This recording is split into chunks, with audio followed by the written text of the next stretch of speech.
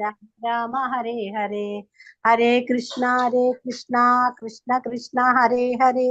ഹരേ രാമ രാമ രാമ ഹരേ ഹരേ.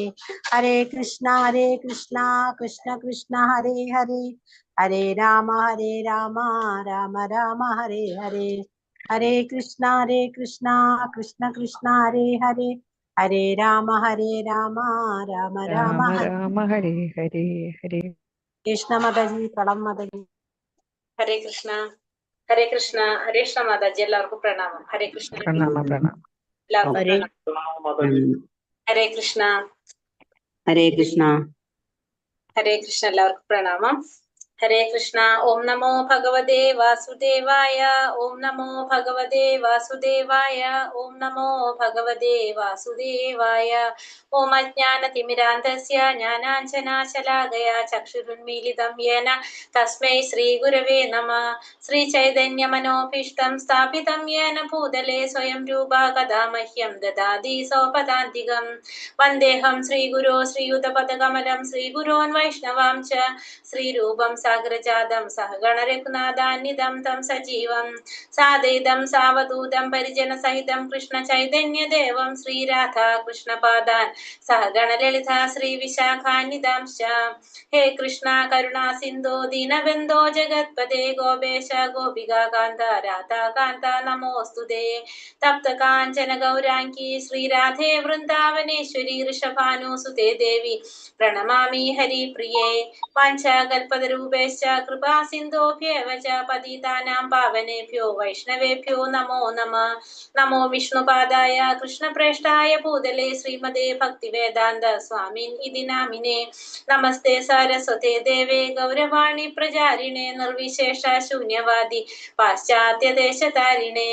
ജയ ശ്രീ കൃഷ്ണ ചൈതന്യ പ്രഭു നിത്യാനന്ദ ശ്രീ അദ്വൈത ഗദാധര ശ്രീവാസാദി ഗൗരഭക്തവൃന്ദ. ഹരേ കൃഷ്ണ കൃഷ്ണ കൃഷ്ണ ഹരേ ഹരേ. ഹരേ രാമ രാമ രാമ ഹരേ ഹരേ. ഹരേ Krishna. Shri Radha Govind temple ISKCON മാംഗ്ലൂരിന്റെ 18 ദിവസത്തെ ഭഗവത്ഗീത ക്ലാസ്സിലേക്ക് എല്ലാവർക്കും സ്വാഗതം. ഇന്ന് അധ്യായം 13 ഭക്തിയോഗം. നമ്മളുടെ ഏത് കഴിഞ്ഞു? 12 അധ്യായം കഴിഞ്ഞു. 12 അധ്യായത്തില് നമ്മൾ കർമ്മയോഗം പഠിച്ചു. പിന്നെ ഏത് യോഗം പഠിച്ചു? ഭക്തിയോഗം പഠിച്ചു അല്ലെ. ഇനി ജ്ഞാനയോഗം തുടങ്ങാണ് നമ്മൾ ഇന്ന് അല്ലെ. ആദ്യത്തെ 12 അധ്യായം കർമ്മയോഗം, 6 അധ്യായം കർമ്മയോഗം, രണ്ടാമത്തെ 6 അധ്യായം ഭക്തിയോഗം കഴിഞ്ഞു. ഇനി 13ാമത്തെ അധ്യായം തൊട്ട് ജ്ഞാനയോഗം സ്റ്റാർട്ട് ചെയ്യാണ്. ആ ജ്ഞാനയോഗം എന്താണ്? ജ്ഞാനയോഗത്തിന്റെ പ്രത്യേകത എന്താണ്? ഭക്തിയോഗത്തിലൂടെ മാത്രമേ ഭഗവാനെ പ്രാപിക്കാൻ സാധിക്കുള്ളൂ എന്നുള്ളത് നമുക്ക് മനസ്സിലായി. ഭക്തിയുത സേവനം ചെയ്തുകൊണ്ട് നമ്മൾ പരിശുദ്ധരായിട്ട് നമ്മൾ എന്ത് ചെയ്യണം? ഭഗവാനെ പ്രാപിക്കാനായിട്ട് ശ്രമിക്കണം. അങ്ങനെ എല്ലാവർക്കും ചെയ്യാനായിട്ട് സാധിക്കണമെന്നില്ല. അപ്പൊ എല്ലാവർക്കും ഭക്തിയുടെ സേവനത്തിലൂടെ ഭഗവാനെ പ്രാപിക്കാനായിട്ട് സാധിക്കണമെന്നില്ല. അവിടെയാണ് നമുക്ക് എന്ത് വരുന്നത്? ജ്ഞാനയോഗത്തിന്റെ പ്രസക്തി വരുന്നത് അല്ലെ. അതായത് ജ്ഞാനയോഗത്തിലൂടെ ആദ്യം ഭഗവാനെ കുറിച്ച് അറിയും. അങ്ങനെ ഭഗവാനെ കുറിച്ച് അറിഞ്ഞ് എന്താണ്? ഭഗവാനോട് വളരെ നമുക്കൊരു അടുപ്പം വരും, പ്രിയം വരുമ്പോ നമ്മൾ എന്ത് ചെയ്യും? നമ്മൾ സേവനം ചെയ്യാനായിട്ട് തുടങ്ങും. അങ്ങനെയാണ് നമുക്ക് എന്ത് വരുന്നത്? ഭക്തി വരുന്നത്. അപ്പൊ ജ്ഞാനയോഗം എന്ന് പറയുന്നത് ഭക്തിയോഗത്തിന്റെ ഒരു സ്റ്റെപ്പായിട്ട് പറയാൻ സാധിക്കും. കാരണം ഭക്തിയോഗത്തിലേക്ക് കടക്കാനായിട്ട് സാധിക്കാത്തവർക്ക് ജ്ഞാനയോഗത്തിലൂടെ ഭഗവാനെ കുറിച്ച് മനസ്സിലാക്കി പതിയെ അവരെന്തിലേക്ക് കടക്കാണ്? ഭക്തിയോഗത്തിലോട്ട് കടക്കാണ്. ഇപ്പൊ നമുക്ക് തന്നെ അറിയാം, നമുക്ക് ഏതെങ്കിലും ഒരാളെ കുറിച്ചിട്ട് നമ്മൾ നന്നായിട്ട് മനസ്സിലാക്കി കഴിഞ്ഞാൽ അവരോട് ചിലപ്പോൾ നമുക്ക് ഇഷ്ടം വരാം, ചിലപ്പോൾ ദേഷ്യം വരാം. പക്ഷെ നമ്മൾ നല്ല രീതിയിലാണെന്നെങ്കിൽ നമുക്ക് അവരോട് ഇഷ്ടം കൂടും. നമ്മൾ അവരെ കുറിച്ച് അറിയും തോറും നമുക്ക് അവരോടുള്ള ആ ഇഷ്ടവും റെസ്പെക്റ്റും ഒക്കെ നമുക്ക് വർദ്ധിച്ചുകൊണ്ടിരിക്കും. അതുപോലെ തന്നെ അതേപോലെ തന്നെയാണ് ഇവിടെ പറയുന്നത്. ധ്യാനയോഗത്തിലൂടെ ഭഗവാനെ കുറിച്ച് മനസ്സിലാക്കി കഴിഞ്ഞാൽ ഭഗവാന്റെ നാമങ്ങൾ, ഭഗവാന്റെ ഗുണങ്ങള്, ഭഗവാന്റെ ലീലകള്, ഭഗവാനെ കുറിച്ച് നമുക്ക് അറിയും തോറും നമുക്ക് ഭഗവാനോടുള്ള ആ ഒരു ആഗ്രഹം എന്ത് ചെയ്യുന്നു? വർദ്ധിച്ചുകൊണ്ടിരിക്കുകയാണ് ചെയ്യുന്നത്. അപ്പൊ നമുക്ക് എന്ത് തോന്നാണ്? നമുക്കും സേവനം ചെയ്യണം, ഭക്തിയുടെ സേവനം ചെയ്യണം, ഭഗവാന് പ്രിയപ്പെട്ടവരായിട്ട് മാറണമെന്ന് നമ്മളുടെ മനസ്സിലും ആഗ്രഹം ഉദിക്കും. അപ്പൊ അത് അവിടെയാണ് നമുക്ക് എന്ത് വരുന്നത്? ജ്ഞാനയോഗത്തിന്റെ ഒരു പ്രസക്തി വരുന്നത്. അപ്പൊ ജ്ഞാനം നേടാനായിട്ട് നമ്മൾക്ക് എല്ലാവർക്കും സാധിക്കണം എന്നില്ല. പക്ഷെ നമ്മൾ എന്ത് ചെയ്യാണ്? ഭക്തി നേടാനായിട്ട് എല്ലാവർക്കും സാധിക്കണം എന്നില്ല. അപ്പൊ ജ്ഞാനത്തിലൂടെ നമ്മൾ എന്ത് ചെയ്യാണ്? ഭക്തിയോഗത്തിലേക്ക് കടക്കാനായിട്ട്, പരമാത്മാ സാക്ഷാത്കാരത്തിലേക്ക് ശ്രമിക്കുകയാണ്. അപ്പൊ ഈ അധ്യായത്തിൽ നമുക്ക് നോക്കാം, പ്രകൃതി, പുരുഷൻ, ക്ഷേത്രജ്ഞൻ. ജ്ഞാനയോഗത്തിൽ ഭഗവാൻ ആരെ കുറിച്ച് ആദ്യം പറയണത്? പ്രകൃതി, പുരുഷൻ, ക്ഷേത്രജ്ഞൻ, ഇതിനെ കുറിച്ചാണ് പറയുന്നത്. നമുക്ക് നോക്കാം. ഫസ്റ്റത്തെ അർജുനൻ ചോദിക്കുക തന്നെയാണ് ആദ്യത്തെ ചോദ്യം. അർജുനൻ തന്നെയാണ് ചോദിക്കുന്നത്. ഹരേ കൃഷ്ണ. ഓം നമോ ഭഗവതേ വാസുദേവായ. അർജുന ഉവാച പ്രകൃതിം പുരുഷം ചൈവ ക്ഷേത്രം ക്ഷേത്രജ്ഞമേവ ച ഏതദ്വേദിതുമിച്ഛാമി ജ്ഞാനം ജ്ഞേയം ച കേശവ. പ്രകൃതിം പുരുഷം ചൈവ ക്ഷേത്രം ക്ഷേത്രജ്ഞമേവ ച ഏതദ്വേദിതുമിച്ഛാമി ജ്ഞാനം ജ്ഞേയം ച കേശവ. അർജുനൻ പറഞ്ഞു, അല്ലയോ പ്രിയപ്പെട്ട കൃഷ്ണ, പ്രകൃതി, പുരുഷൻ, ക്ഷേത്രം, ക്ഷേത്രജ്ഞൻ, ജ്ഞാനത്തിന് വിഷയീഭവിക്കുന്നത്, ഇവയെ കുറിച്ചെല്ലാം അറിയാൻ എനിക്ക് ആഗ്രഹമുണ്ട്.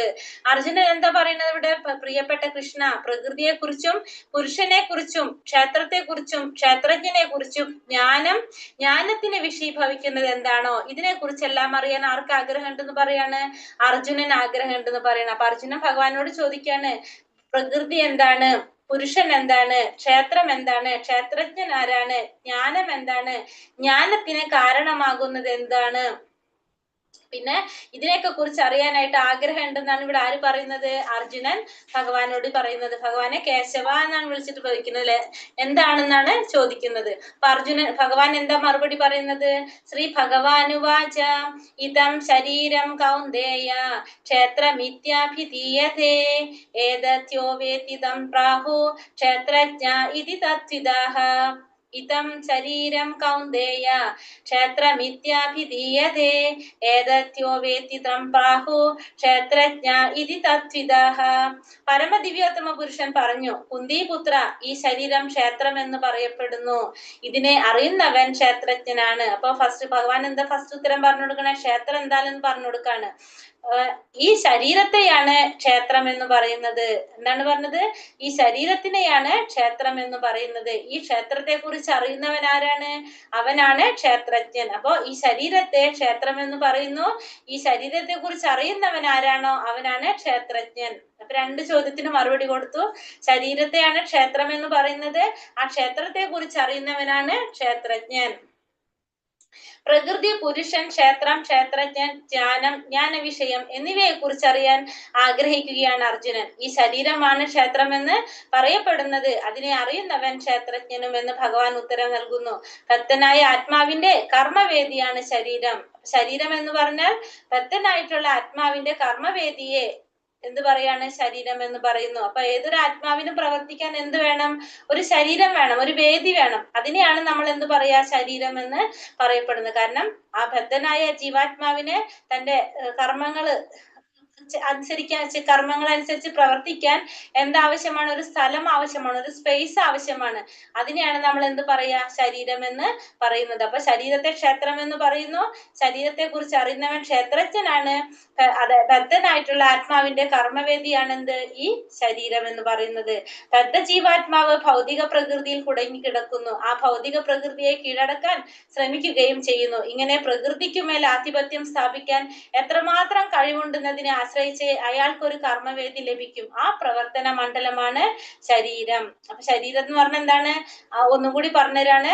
ബദ്ധാത്മാവ് ഭൗതിക പ്രകൃതിയിലെ കുടങ്ങിക്കിടക്കുകയാണ് ചെയ്യുന്നത്. ആ ഭൗതിക പ്രകൃതിയെ കീഴടക്കാൻ ശ്രമിക്കുകയും ചെയ്യുന്നു. ഇങ്ങനെ പ്രകൃതിക്കുമേൽ ആധിപത്യം സ്ഥാപിക്കാൻ എത്രമാത്രം കഴിവുണ്ടെന്നതിനെ ആശ്രയിച്ച് അയാൾക്കൊരു കർമ്മവേദി ലഭിക്കും.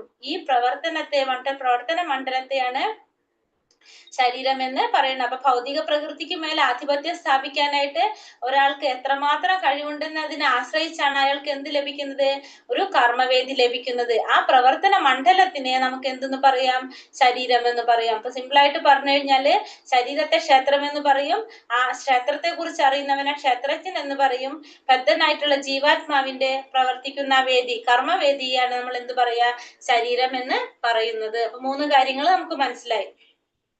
അപ്പൊ ആത്മാവും പരമാത്മാവും നമുക്കറിയാം, നമ്മളുടെ ശരീരത്തില് ആത്മാവും ഉണ്ട്, പരമാത്മാവും ഉണ്ട്. ആത്മാവും പരമാത്മാവും ഉണ്ട്. ജീവാത്മാവ് എന്ന് വെച്ചാൽ പരമാത്മാവിന്റെ തന്നെ ഒരു അംശമാണ്. അതിന് രണ്ട് പക്ഷികളായിട്ട് എന്താണ്, രണ്ട് പക്ഷികൾ, ഒരേ വൃക്ഷത്തിന്റെ കൊമ്പിലിരിക്കുന്ന രണ്ട് പക്ഷികൾ. കാരണം നമ്മളുടെ ശരീരത്തിൽ, നമ്മളെ ഹൃദയത്തിൽ തന്നെയാണ് എന്തുള്ളത്, ഈ ആത്മാവും പരമാത്മാവും ഉള്ളത്. അപ്പൊ ഒരേ വൃക്ഷത്തിലിരിക്കുന്ന രണ്ട് പക്ഷികളിലെ ഒരു പക്ഷി എന്താ ചെയ്തുകൊണ്ടിരിക്കുന്നത്, ആ വൃക്ഷത്തിലുള്ള ഫലങ്ങള് ചിറകെട്ടടിച്ചുകൊണ്ട്, അതായത് ഒച്ചയും ബഹളം ഉണ്ടാക്കിക്കൊണ്ട് അത് കഴിച്ചുകൊണ്ടിരിക്കുകയാണ്. ഒരു സെക്കൻഡ് പോലും അതെന്ത് ചെയ്യണില്ല, വെറുതെ ഇരിക്കുന്നില്ല. അതിങ്ങനെ ഒച്ച ഉണ്ടാക്കിയിട്ട് ആ ഫലങ്ങൾ കഴിച്ചുകൊണ്ടിരിക്കുകയാണ് ചെയ്യുന്നത്. പക്ഷെ തൊട്ടടുത്തിരിക്കുന്ന മറ്റേ പക്ഷിയോ ഈ പക്ഷി ചെയ്യുന്ന കാര്യങ്ങൾ നോക്കിക്കൊണ്ടിരിക്കുകയാണ് ചെയ്യുന്നത്. ഒരു പക്ഷി അതിങ്ങനെ കഴിച്ചുകൊണ്ടിരിക്കുന്നു, മറ്റേ പക്ഷിയാണെങ്കിലോ ഒന്നും ചെയ്യാതെ ആ പക്ഷിയെ തന്നെ നോക്കിക്കൊണ്ടിരിക്കുകയാണ് ചെയ്യുന്നത്. അത് തന്നെയാണ് ഇവിടെ ജീവാത്മാവ് പരമാത്മാവ്. അതായത് ജീവാത്മാവ് ഇങ്ങനെ ഓരോന്ന് ചെയ്തുകൊണ്ടിരിക്കും, പരമാത്മാവാണെങ്കിലോ ഈ ജീവാത്മാവ് ചെയ്യുന്ന പ്രവർത്തികളെ നോക്കിക്കൊണ്ടിരിക്കുകയാണ്. ഇതിനൊക്കെ സാക്ഷിയായിട്ട് നോക്കിക്കൊണ്ടിരിക്കുകയാണ് ആര് ചെയ്യുന്നത്, പരമാത്മാവ് ചെയ്യുന്നത്. അപ്പോ നമുക്ക് ഈ പരമാത്മാ രൂപത്തിലിരിക്കുന്ന ഭഗവാനെ നമുക്ക് പല രീതിയിൽ പ്രാപിക്കാനായിട്ട് സാധിക്കും. ബ്രഹ്മരായിട്ടും പരമാത്മാവായിട്ടും ഭഗവാനായിട്ടും നമുക്ക് പ്രാപിക്കാനായിട്ട് സാധിക്കും. ബ്രഹ്മരൂപത്തിലാണെങ്കിൽ ഭഗവാന്റെ ജ്യോതിസിലേക്കാണ് ലയിക്കുക. പരമാത്മാ രൂപത്തിലാണെങ്കിൽ ധ്യാനത്തിലൂടെ പരമാത്മാ രൂപത്തില് ഭഗവാനെ പ്രാപിക്കാൻ സാധിക്കും. ഭഗവാനെ ആണെങ്കിൽ നമുക്ക് എന്താണ്, ഭഗവാനെ ഗോലോക വൃന്ദാവനത്തിലോട്ട് പോകാൻ, അതായത് ഭഗവാന്റെ ധാമിലേക്ക് പോകാനായിട്ട് സാധിക്കും. എങ്ങനെ ഭക്തിയുടെ സേവനത്തിലൂടെ ഭഗവാനെ പ്രാപിക്കാനായിട്ട് നമുക്ക് സാധിക്കും. പല രീതിയിലും നമുക്ക് ഭഗവാനെ പ്രാപിക്കാനായിട്ട് സാധിക്കും നമ്മൾ പറഞ്ഞു. ഇനി ക്ഷേത്രജ്ഞൻ, അടുത്ത ശ്ലോകം പറയാ, ക്ഷേത്രജ്ഞം ചാപി മാം വിദ്ധി സർവക്ഷേത്രേഷു ഭാരത ക്ഷേത്രജ്ഞയോ ജ്ഞാനം യത്തജ്ഞാനം മദം മമ. ക്ഷേത്രജ്ഞം ചാപി മാം വിദ്ധി സർവക്ഷേത്രേഷു ഭാരത ക്ഷേത്രജ്ഞയോർ ജ്ഞാനം യത്തജ്ഞാനം മദം മമ. ഹേ ഭാരത വംശജ, സർവ ശരീരങ്ങളിലും കുടികൊള്ളുന്ന ഞാനും ക്ഷേത്രജ്ഞനാണെന്ന് നീ അറിയണം. ഇനി എന്താ പറഞ്ഞത്, സർവ ശരീരങ്ങളിലും കുടികൊള്ളുന്ന ഞാനും ആര് തന്നെയാണ്, ക്ഷേത്രജ്ഞൻ തന്നെയാണ്. ഈ ശരീരമാകുന്ന ക്ഷേത്രത്തെയും ക്ഷേത്രജ്ഞനെയും കുറിച്ചുള്ള അറിവാണ് എന്ത്, ജ്ഞാനം. ഇതാണ് എന്റെ അഭിപ്രായം. അപ്പൊ എന്താ പറഞ്ഞത്, ക്ഷേത്രജ്ഞൻ എന്ന് പറയുന്നത്, അപ്പൊ സർവ ശരീരങ്ങളിലും കുടികൊള്ളുന്ന ഞാനും ആര് തന്നെയാണ്, ക്ഷേത്രജ്ഞനാണെന്ന് ഭഗവാൻ പറയാണ്. അപ്പൊ ക്ഷേത്രജ്ഞൻ എന്ന് പറഞ്ഞാൽ ആരാണ്, ആ ശരീരത്തെ കുറിച്ച് അറിയുന്നവനാണ് ക്ഷേത്രജ്ഞൻ. അപ്പൊ ഭഗവാനും ആരെ കുറിച്ച് അറിയാം, ആ ക്ഷേത്രത്തെ കുറിച്ച് അറിയാൻ പറ്റും. കാരണം എല്ലാ ശരീരങ്ങളിലും ആരുമുണ്ട്, പരമാത്മാവും ഉണ്ട്, ജീവാത്മാവും ഉണ്ട്. അപ്പൊ ഭഗവാനും ആ ശരീരത്തെ കുറിച്ച് അറിയുന്നത് കൊണ്ട് ഭഗവാന് നമുക്ക് എന്തെന്ന് പറയാം, ക്ഷേത്രജ്ഞൻ എന്ന് പറയാനായിട്ട് സാധിക്കും. ഈ ശരീരമാകുന്ന ക്ഷേത്രത്തെയും ക്ഷേത്രജ്ഞനെയും കുറിച്ച് ഉള്ള അറിവിനെ ജ്ഞാനം എന്ന് പറയുന്നു. ഇതാണ് എന്റെ അഭിപ്രായം. അപ്പൊ ശരീരത്തെ കുറിച്ച്, ശരീരമാകുന്ന ക്ഷേത്രത്തെയും ക്ഷേത്രജ്ഞനെയും കുറിച്ച്, അപ്പൊ ക്ഷേത്രത്തെയും ക്ഷേത്രജ്ഞനെയും കുറിച്ചുള്ള അറിവിനെ നമുക്ക് എന്തെന്ന് പറയാം, ജ്ഞാനം എന്ന് പറയാം. അപ്പൊ ഇവിടെ എന്ത് രണ്ട് കാര്യം കൂടി കിട്ടി, ക്ഷേത്രജ്ഞൻ എന്ന് പറയുന്നത് പരമാത്മാവിനെ നമുക്ക് ആരെന്ന് പറയാം, ക്ഷേത്രജ്ഞൻ എന്ന് പറയാം. ക്ഷേത്രജ്ഞനെ കുറിച്ചുള്ള അറിവും ക്ഷേത്രജ്ഞനെയും പിന്നെ ക്ഷേത്രത്തെയും കുറിച്ചുള്ള അറിവിനെയാണ് നമ്മൾ എന്ത് പറയുന്നത്, ജ്ഞാനം എന്ന് പറയുന്നത്. ഓരോ ശരീരത്തിലും കുടികൊള്ളുന്ന ക്ഷേത്രജ്ഞൻ ഞാനാണെന്ന് ഭഗവാൻ അരുളി ചെയ്യുന്നു. അപ്പൊ ഓരോ ശരീരത്തിലും ആരുണ്ട്, പരമാത്മാ രൂപത്തില് ഭഗവാൻ ഇരിക്കുന്നുണ്ട്, ജീവാത്മാവുണ്ട്. അപ്പൊ ഓരോ ശരീരത്തിലും കുടികൊള്ളുന്ന ക്ഷേത്രജ്ഞനാണ് ഞാൻ എന്ന് ഭഗവാൻ അരുളി ചെയ്യുന്നു. അപ്പൊ ഭഗവാനും ക്ഷേത്രജ്ഞൻ തന്നെയാണ്. ഓരോരുത്തരുടെ ശരീരത്തിലും ആരുണ്ട്, പരമാത്മാ രൂപത്തിൽ ഭഗവാൻ ഇരിക്കുന്നുണ്ട്. ആ ശരീരത്തെ കുറിച്ച് ആർക്കും അറിയാം, പരമാത്മാവ് ഇരിക്കുന്ന ഭഗവാനും അറിയാം. അതുകൊണ്ട് ഭഗവാൻ എന്താണ്, ക്ഷേത്രജ്ഞൻ തന്നെയാണെന്ന് ഭഗവാൻ ഇവിടെ പറയാണ്. ഒരു വ്യക്തിക്ക് സ്വന്തം ശരീരത്തെ കുറിച്ച് മാത്രമേ അറിയാൻ സാധിക്കുന്നുള്ളൂ, മറ്റുള്ളവരുടെ ശരീരത്തെ കുറിച്ച് അറിഞ്ഞുകൂടാ. പക്ഷെ സർവ്വ ശരീരങ്ങളിലും പരമാത്മാവായി വാഴുന്ന ഭഗവാനോ എല്ലാ ശരീരത്തെ കുറിച്ചുള്ള അറിവും ഉണ്ടാകും. അതായത് ഒരു വ്യക്തിക്ക് സ്വന്തം ശരീരത്തെ കുറിച്ച് മാത്രമേ അറിയാൻ സാധിക്കുന്നുള്ളൂ, മറ്റുള്ളവരുടെ ശരീരത്തെ കുറിച്ച് മനസ്സിലാക്കാനായിട്ട് സാധിക്കില്ല. സർവ്വ ശരീരങ്ങളിലും പരമാത്മാവായി വാഴുന്ന ഭഗവാനാണെങ്കിലോ എല്ലാ ശരീരത്തെ കുറിച്ചും അറിയാനായിട്ട് സാധിക്കും. എല്ലാവിധ ജീവജാലങ്ങളുടെയും നാനാവിധ ശരീരങ്ങളെ കുറിച്ചും അദ്ദേഹത്തിന് പൂർണ്ണമായ അറിവുണ്ട്. അപ്പൊ എല്ലാവിധ ജീവജാലങ്ങളുടെയും നാനാവിധത്തിലുള്ള ശരീരങ്ങളെ കുറിച്ച് അദ്ദേഹത്തിന് പൂർണ്ണമായിട്ടുള്ള ഒരു അറിവുണ്ട്. അപ്പൊ ഏത് തരത്തിലുള്ള ജീവജാലങ്ങളായിക്കോട്ടെ അവരുടെ എല്ലാത്തിന്റെ ശരീരത്തിനെ കുറിച്ച് ആർക്കറിവുണ്ട്, ഭഗവാൻ അറിവുണ്ട്. കാരണം എല്ലാവരുടെ ഉള്ളിലും ആയിരിക്കുന്നുണ്ട്, ഭഗവാൻ ഇരിക്കുന്നുണ്ട്. അപ്പൊ അതുകൊണ്ട് 84 ലക്ഷം ജീവാത്മാക്കളുള്ള ഈ 84 ലക്ഷം ജീവാത്മാക്കളുടെ ശരീരത്തിനെ കുറിച്ച് ആർക്ക് പൂർണ്ണമായിട്ടുള്ള അറിവുണ്ട്, നമ്മുടെ ആർക്കാണ്, ക്ഷേത്രജ്ഞന് അറിയാനായിട്ട് സാധിക്കും. പക്ഷെ ജീവാത്മാവായിട്ടുള്ള ക്ഷേത്രജ്ഞനാണെങ്കിലോ ക്ഷേത്രജ്ഞന് അറിയില്ല. കാരണം താൻ ഇരിക്കുന്ന ആ ശരീരത്തെ കുറിച്ച് മാത്രമേ ആർക്ക് ധാരണ ഉണ്ടാകുന്നുള്ളൂ? ജീവാത്മാവിന് ധാരണ ഉണ്ടാകുന്നുള്ളൂ. പക്ഷെ പരമാത്മാവിന് അങ്ങനെയല്ല. എല്ലാ ശരീരങ്ങളെ കുറിച്ചും 84 ലക്ഷം ജീവജാലങ്ങളെ കുറിച്ചും അറിയാനായിട്ട് ആർക്ക് സാധിക്കും? പരമാത്മാവിന് സാധിക്കും, ഭഗവാന് സാധിക്കും. ഇനി ഈ 24 മൂലകങ്ങൾ ഏതൊക്കെയാണ്? 24 മൂലകങ്ങൾ കൊണ്ടാണ് എന്ത് നിർമ്മിച്ചിരിക്കുന്നത്? ശരീരം നിർമ്മിച്ചിരിക്കുന്നത്. അത് ഏതൊക്കെയാണെന്നാണ് ആ കർമ്മക്ഷേത്രത്തെ കുറിച്ച് പറയാണ്. ഇനി ഏതൊക്കെയാണ് പറഞ്ഞത്? 24 മൂലകങ്ങളെ കുറിച്ച് പറയാണ്. മഹാഭൂതന്യഹങ്കാരോ ബുദ്ധിരവ്യക്തമേവ ച ഇന്ദ്രിയാണി ദശൈകം ച പഞ്ചചേന്ദ്രിയ ഗോചരഃ. ഈ മഹാഭൂതാന്യഹങ്കാരോ ബുദ്ധിരവ്യക്തമേവ ച ഇന്ദ്രിയാണി ദശൈകം ച പഞ്ചചേന്ദ്രിയ ഗോചരഃ. ഇച്ഛദ്വേഷസുഖം ദുഃഖം സംഘാതശ്ചേതനാധൃതിഃ ഏതത് ക്ഷേത്രം സമാസേന സാവികാരാമുദാഹൃതം. ഇച്ഛദ്വേഷസുഖം ദുഃഖം സംഘാതശ്ചേതനാധൃതിഃ ഏതത് ക്ഷേത്രം സമാസേന സാവികാരാമുദാഹൃതം. എന്താ പറഞ്ഞ? 5 മഹാഭൂതങ്ങൾ, മിഥ്യഹങ്കാരം, ബുദ്ധി, അവ്യക്തത, 10 ഇന്ദ്രിയങ്ങൾ, മനസ്സ്, 5 ഇന്ദ്രിയ വിഷയങ്ങൾ, രാഗദ്വേഷങ്ങൾ, സുഖദുഃഖങ്ങൾ, സമദൃഷ്ടി, ജീവലക്ഷണങ്ങൾ, ദൃഢവിശ്വാസം എന്നിവയും ചുരുക്കത്തിൽ ക്ഷേത്രമായും അതിന്റെ പ്രതിപ്രവർത്തനങ്ങളായി വിവരിക്കപ്പെട്ടിട്ടുണ്ട്. അപ്പൊ ഇവിടെ എന്തിനെ കുറിച്ചാ പറയുന്നത്? കർമ്മക്ഷേത്രത്തിൽ 24 മൂലകങ്ങളാണ് പറയുന്നത്. ഏതൊക്കെയാണ്? 5 മഹാഭൂതങ്ങൾ, അതായത് പഞ്ചമഹാഭൂതങ്ങൾ. ഏതൊക്കെയാണ്? ഭൂമി, അഗ്നി, ജലം, വായു, ആകാശം. പിന്നെ വന്നിട്ടോ മിഥ്യാഹങ്കാരം. പിന്നെ മിഥ്യാഹങ്കാരം, ബുദ്ധി, അവ്യക്തത, അവ്യക്തമായിട്ടുള്ള 3 ഗുണങ്ങള്. അവ്യക്തമായിട്ടുള്ള 3 ഗുണങ്ങൾ ഏതൊക്കെയാണ്? അവ്യക്തമായിട്ടുള്ള നിലയിലുള്ള 3 ഗുണങ്ങള് സത്വഗുണം, രജോ ഗുണം, തമോ ഗുണം. പിന്നെ 10 ഇന്ദ്രിയങ്ങൾ. ഏതൊക്കെയാണ് ഇന്ദ്രിയങ്ങള്? ജ്ഞാനേന്ദ്രിയങ്ങളും കർമ്മേന്ദ്രിയങ്ങളും. ജ്ഞാനേന്ദ്രിയങ്ങൾ ഏതൊക്കെയാണ്? കണ്ണ്, മൂക്ക്, നാക്ക്, ത്വക്ക്, ചെവി എന്ന ജ്ഞാനേന്ദ്രിയങ്ങളും. പിന്നെന്താണ്? കർമ്മേന്ദ്രിയങ്ങൾ ഏതൊക്കെയാണ്? കർമ്മേന്ദ്രിയങ്ങള് ശബ്ദം, കാലുകള്, കൈകള്, ഗുദം, ഉൽപാദനേന്ദ്രിയം എന്ന കർമ്മേന്ദ്രിയങ്ങൾ. അപ്പൊ 5 5 10 ഇന്ദ്രിയങ്ങള്. പിന്നെ മനസ്സ് വന്നു. പിന്നെ ഏതാണ്? മനസ്സ് ഉൾപ്പെടെ 11ാമത്തെ ഇന്ദ്രിയ മനസ്സ്. പിന്നെ ഇന്ദ്രിയ വിഷയങ്ങള് 5 ഇന്ദ്രിയ വിഷയങ്ങൾ ഏതൊക്കെയാണ്? ഗന്ധം, രസം, രൂപം, സ്പർശം, ശബ്ദം. ഇപ്പൊ 5 ഇന്ദ്രിയ വിഷയങ്ങള്. പിന്നെ രാഗദ്വേഷങ്ങൾ, പിന്നെ ഏതാണ്? രാഗദ്വേഷങ്ങള്, ദൃഢവിശ്വാസം എന്നിവയും ചുരുക്കത്തിൽ ക്ഷേത്രമായും അതിന്റെ പ്രതിപ്രവർത്തനങ്ങളായും വിവരിക്കപ്പെട്ടിട്ടുണ്ട്. അപ്പൊ ഇതൊക്കെ ഈ എല്ലാ 24 ഘടകങ്ങളുടെ സമൂഹത്തെയാണ് നമുക്ക് എന്ത് പറയാം?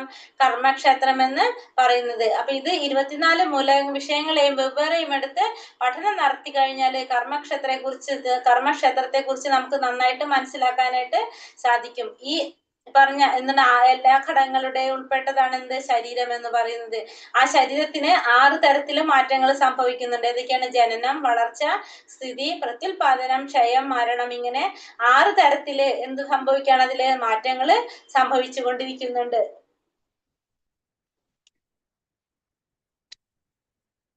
ഒന്നുകൂടി ആ സ്ലൈഡ് തന്നെ പറയുന്നുണ്ട്. ഒന്നാമതായി ഭൂമി, ജലം, അഗ്നി, വായു, ആകാശം എന്ന പഞ്ചമഹാഭൂതങ്ങൾ.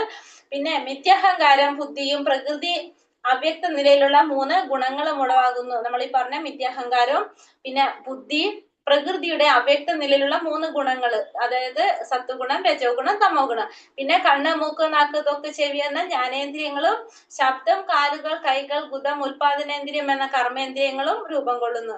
ഇന്ദ്രിയങ്ങൾക്ക് ഉത്കൃഷ്ടമാണ് മനസ്സ്.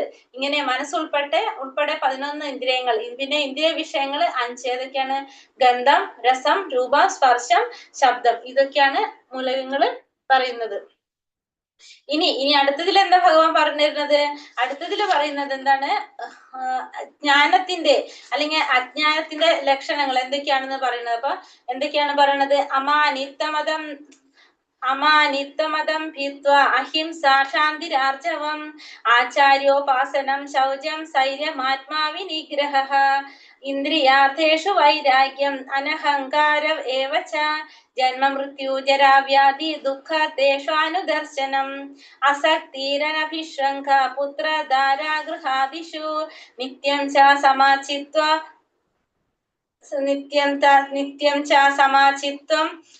ചിത്തത്വമിഷ്ടാനിഷ്ടോപപത്തിഷു മയി ചാനിന്യയോഗേന ഭക്തിരവ്യഭിചാരിണി വിവിക്ത ദേശസേവിത്വ മരതീർജന സംസതി അധ്യാത്മജ്ഞാന നിത്യത്വം തത്വജ്ഞാനാർത്ഥദർശനം ഏതജ്ഞാനമിതി പ്രോക്തം അജ്ഞാനം യഥോന്യഥ.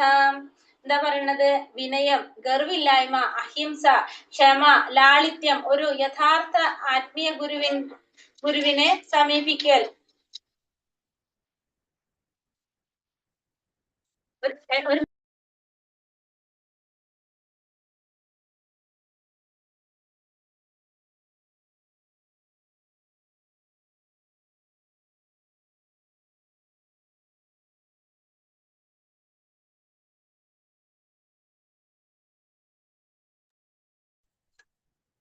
ഹരേ കൃഷ്ണ. സോറി.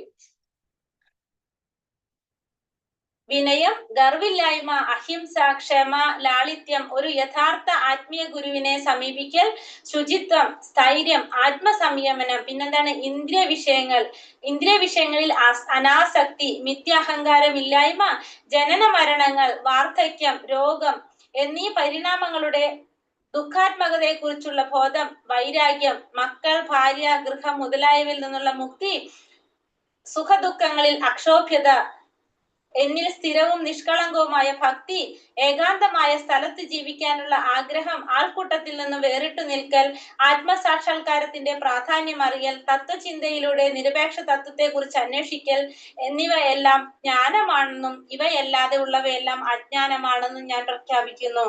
അപ്പൊ ജ്ഞാനം ഏതൊക്കെയാണെന്നാണ് ഭഗവാൻ പറയുന്നത്. അപ്പൊ ജ്ഞാനത്തിന്റെ പ്രക്രിയ എങ്ങനെയാണ്? ജ്ഞാനത്തിന്റെ പ്രക്രിയ നടക്കുന്നത്. ജ്ഞാനം എങ്ങനെയാണ്? വിനയം ഉണ്ടായിരിക്കണം, പിന്നെ ഗർവില്ലായ്മ, അഹിംസ, ക്ഷമ, ലാളിത്യം, ഒരു യഥാർത്ഥ ആത്മീയ ഗുരുവിനെ സമീപിക്കുക, ശുചിത്വം, സ്ഥൈര്യം, ആത്മസംയമനം, ഇന്ദ്രിയ വിഷയങ്ങളിൽ അനാസക്തി, പിന്നെ മിഥ്യാഹങ്കാരമില്ലായ്മ, ജനന മരണങ്ങൾ, വാർദ്ധക്യം, രോഗം എന്നീ പരിണാമങ്ങളുടെ ദുഃഖാത്മകതയെ കുറിച്ചുള്ള ബോധം, വൈരാഗ്യം, മക്കൾ, ഭാര്യ, ഗൃഹം മുതലായവയിൽ നിന്നുള്ള മുക്തി, സുഖദുഃഖങ്ങളിൽ അക്ഷോഭ്യത, എന്നിൽ സ്ഥിരവും നിഷ്കളങ്കവുമായ ഭക്തി, ഏകാന്തമായ സ്ഥലത്ത് ജീവിക്കാനുള്ള ആഗ്രഹം, ആൾക്കൂട്ടത്തിൽ നിന്ന് വേറിട്ടു നിൽക്കൽ, ആത്മസാക്ഷാത്കാരത്തിന്റെ പ്രാധാന്യം അറിയൽ, തത്വചിന്തയിലൂടെ നിരപേക്ഷ തത്വത്തെ കുറിച്ച് അന്വേഷിക്കൽ എന്നിവ എല്ലാം ജ്ഞാനമാണെന്നും ഇവയല്ലാതെ ഉള്ളവയെല്ലാം അജ്ഞാനമാണെന്നും ഞാൻ പ്രഖ്യാപിക്കുന്നു. അപ്പൊ ജ്ഞാനത്തിന് ഏതൊക്കെ പറയണത്? വിനയം, ഇതിലിപ്പം വിനയം, ഗർവില്ലായ്മ, അഹിംസ, ക്ഷമ, ലാളിത്യം, ഒരു യഥാർത്ഥ ആത്മീയ ഗുരുവിനെ സമീപിക്കുക, ശുചിത്വം, സ്ഥൈര്യം എന്ന് വെച്ചാൽ ആധ്യാത്മിക ജീവിതത്തിൽ മുന്നേറാനുള്ള ദൃഢനിശ്ചയത്തെയാണ് നമ്മൾ എന്ത് പറയുന്നത്? സ്ഥൈര്യം എന്ന് പറയുന്നത്. പിന്നെ ആത്മസംയമനം പാലിക്കുക, ഇന്ദ്രിയ വിഷയങ്ങളില് അനാസക്തി ഉണ്ടാവുക, ആസക്തി ഇല്ലാതിരിക്കുക, മിഥ്യാഹങ്കാരം ഇല്ലാതിരിക്കുക. മിഥ്യാഹംഭാവം ഇല്ലാന്ന് വെച്ചിട്ടുണ്ടെങ്കില് ശരീരമാണെന്ന് താനെന്ന് കരുതുക, അതാണ് മിഥ്യാഹംഭാവം എന്നാണ്. അപ്പൊ അത് ഇല്ലാതിരിക്കുക, നമ്മൾ ശരീരബോധത്തിലല്ല എന്ന് നമ്മൾ മനസ്സിലാക്കുക.